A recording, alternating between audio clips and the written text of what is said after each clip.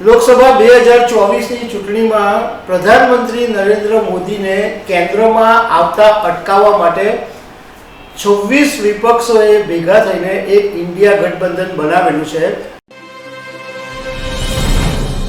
નમસ્કાર દર્શક મિત્રો, લોકસભા 2024ની ચૂંટણીમાં પ્રધાનમંત્રી નરેન્દ્ર મોદી અને ભાજપને સત્તામાંથી બહાર કરવા માટે ભેગા થયેલા 6 વિપક્ષી ગઠબંધનોના ઇન્ડિયા ગઠબંધનની બેઠક 19મીએ દિલ્હીમાં મળવાની છે.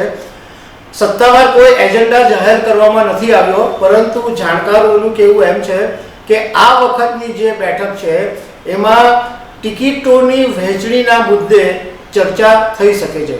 તો આના વિશે તમારી સાથે વાત કરીશું. મારું નામ રાજેશ શાહ છે અને તમે જોઈ રહ્યા છો ખબરછે.com. દર્શક મિત્રો, લોકસભા 2024ની ચૂંટણીમાં પ્રધાનમંત્રી નરેન્દ્ર મોદીને કેન્દ્રમાં આવતા અટકાવવા માટે 26 વિપક્ષોએ ભેગા થઈને એક ઇન્ડિયા ગઠબંધન બનાવેલું છે અને અત્યાર સુધીમાં 3 બેઠકો મળી ચૂકી છે. પહેલી એક બેઠક મળેલી પટનામાં, બીજી બેંગલુરુમાં અને ત્રીજી મુંબઈમાં.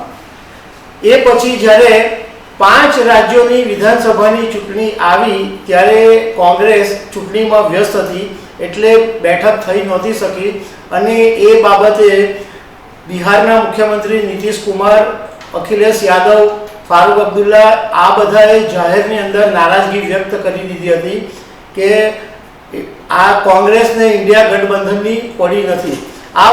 એ પછી છેલ્લે 6 ડિસેમ્બરે એવું નક્કી થયું કે એક મિટિંગ ફરીથી મળવાની છે, પરંતુ એ મિટિંગ પણ અનિવાર્ય સંજોગોને કારણે થઈ શકી નહીં.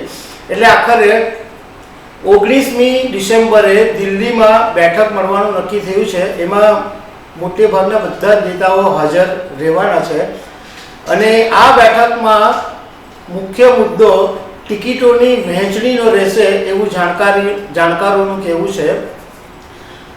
હવે ઇન્ડિયા ગઠબંધન માટે મુશ્કેલી એ છે કે 5 રાજ્યોની વિધાનસભાની ચૂંટણીના જે પરિણામો આવ્યા એમાં 3 રાજ્યોમાં ભાજપે પ્રચંડ બહુમતી મેળવી. એને કારણે ભાજપમાં જબરજસ્ત એમનો જે જોશ છે એ એકદમ હાઈ થઈ ગયો છે. હવે પહેલા કરતાં પણ વધારે ઉત્સાહથી ભાજપના નેતાઓ વાત કરી રહ્યા છે અને સ્વાભાવિક રીતના પ્રધાનમંત્રી નરેન્દ્ર મોદીનો પણ જુસ્સો વધી ગયો છે, કારણ કે ધારણા કરતાં પણ વધારે સારી બેઠકો આ 3 રાજ્યોમાં ભાજપ મેળવી શકે. હવે જાણકારોનું કહેવું એમ છે કે ઇન્ડિયા ગઠબંધન માટે મુશ્કેલી એ છે કે સીટોની જે વહેંચણી છે એમાં જો એ લોકોની સંમતિ થાય, એટલે એમાં જો ડખા નહીં ઊભા થાય તો વાંધો નથી, પણ જો સીટોની વહેંચણીમાં ડખો ઊભો થાય તો ઇન્ડિયા ગઠબંધન માટે મુશ્કેલી ઊભી થાય. બીજું કે એક મુદ્દો એ છે કે એકબીજાના મતો ટ્રાન્સફર થશે તો એનું સોલ્યુશન પણ એમણે લાવવું પડશે. એનું સોલ્યુશન જો એ લોકો નહીં લાવી શકે તો ભાજપ માટે લોકસભા જીતવાનો રસ્તો એકદમ સરળ બની જવાનો છે.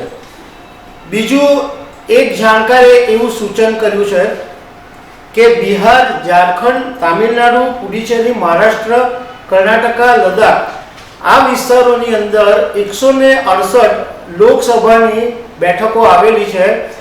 આ બેઠકો ઉપર ઇન્ડિયા ગઠબંધનના એક ઉમેદવાર ઉતારવામાં આવે અને એમાં જો એ લોકોની સંમતિ સધાય તો થોડી ભાજપને મુશ્કેલી ઊભી થઈ શકે.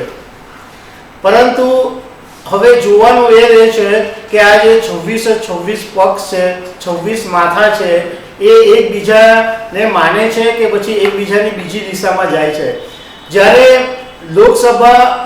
વિધાનસભાની ચૂંટણીના પરિણામો 3 ડિસેમ્બરે જાહેર થયા ત્યારે બિહારના મુખ્યમંત્રી નીતિશ કુમારે ખુશી વ્યક્ત કરી હતી અને જે એમનો જે જેડીયુનો પક્ષ છે એમણે તો એવું કહેવા માંગ્યું હતું કે હવે નીતિશ કુમારનો જ સિક્કો ચાલવાનો છે, કારણ કે કોંગ્રેસની જે રીતના હાર થઈ એટલે કોંગ્રેસની જે દાદાગીરી હતી ઇન્ડિયા ગઠબંધનમાં એ ઓછી થઈ જશે એવું જાણકારોનું કહેવું છે અને ફરી એક વખત નીતિશ કુમાર હાવી થાય અને વડાપ્રધાનના ચહેરા તરીકે એમનું નામ ફરીથી પણ જાહેર થાય તો નવાઈ નહીં.